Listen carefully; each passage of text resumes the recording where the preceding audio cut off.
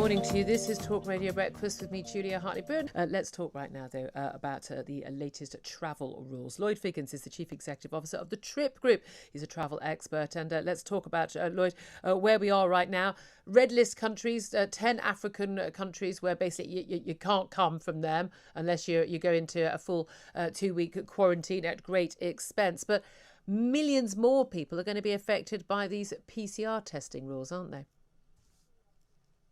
Yeah, the PCR testing rule is something that I think is probably a bit of a knee-jerk reaction when we look at what's actually going on and we look at the data here.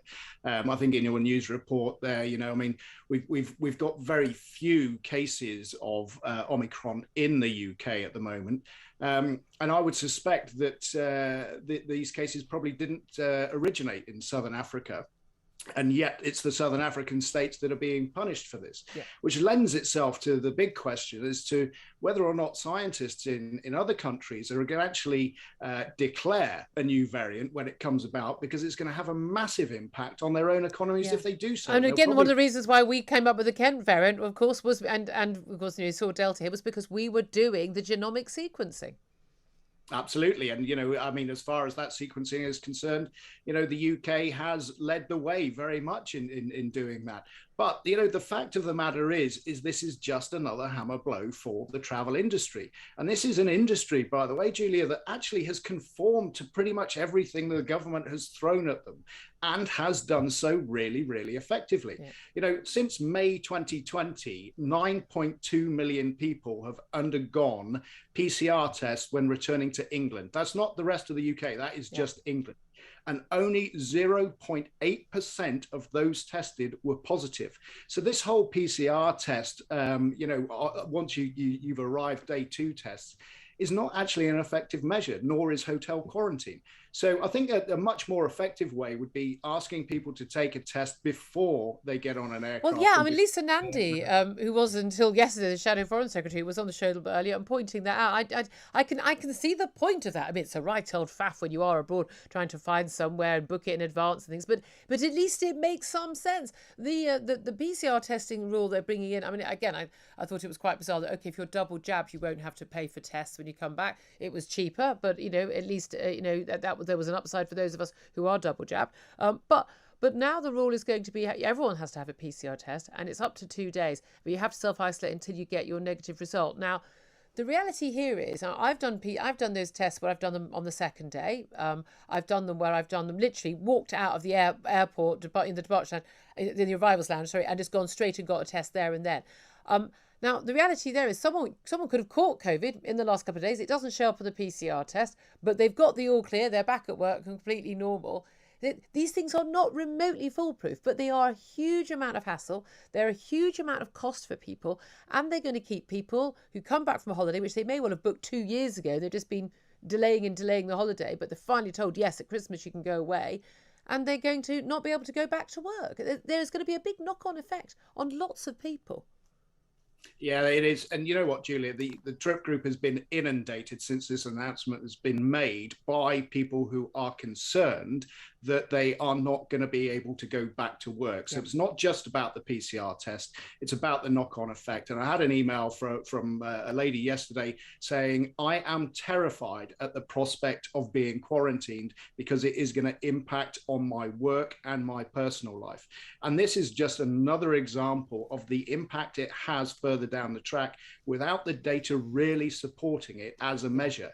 And that rapid PCR test that you spoke of, the one where you get, at the airport, get the result in a few hours, that currently doesn't qualify and is not approved. So, do you know what? I was going to ask you about that because I was looking at that. We're flying back into the country on the 2nd of January, heading to go back to work on the 3rd. All booked, double jabbed, not an issue. But of course, I won't be able to come back into work because I won't be able to get a test. It's also a bank holiday on the 3rd of January, so God knows how you're going to get that.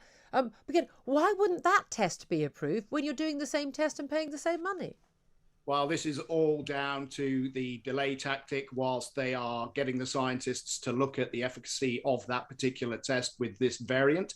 But what I would say, and on a note of optimism, is that I do believe that taking the time in order to actually find out exactly what this variant looks like, what the efficacy of the current vaccination program is with this variant, they're saying it will take a couple of weeks. And I honestly believe that in a couple of weeks' time, we'll probably be back to lateral flow tests and so on.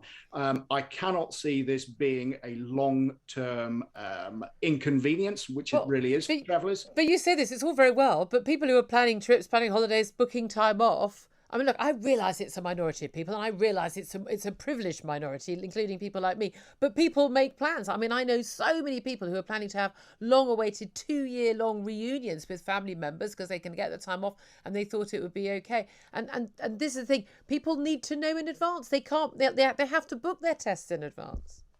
No, absolutely. They have to book their travel in advance, and they have to book everything that's associated with that and everyone else that they might be meeting as well. Yeah. So that's why it's not an effective process. It needs to be effective. You can't just drop these bombshells on people who might be holidaying in South Africa 1 minute and then being told they either have to remain there, or if they do come back to the UK, then they're in a quarantine hotel at the cost of £2,000. Absolutely, absolutely. And also a small point here as well, Switzerland putting us on the red list because we've got these cases of the Omicron variant, again, just because we've been identifying them, doing that genomic sequencing. Massive big hit for business, huge number of flights, massive big hit also for all those families planning those long-awaited ski trips, flying into Geneva and over Christmas. Well, you can't fly into Geneva anymore. I mean, the knock-on effects of these things are actually huge and filter through to a lot of, millions of ordinary families. Yeah, and they really do. And I mean, we had people contacting us when Austria went into lockdown. And I wouldn't be surprised, by the way, if a lot of these spikes that we're seeing in Europe at the moment turn out to be Omicron. It just hasn't been reported there or recognized as Omicron there.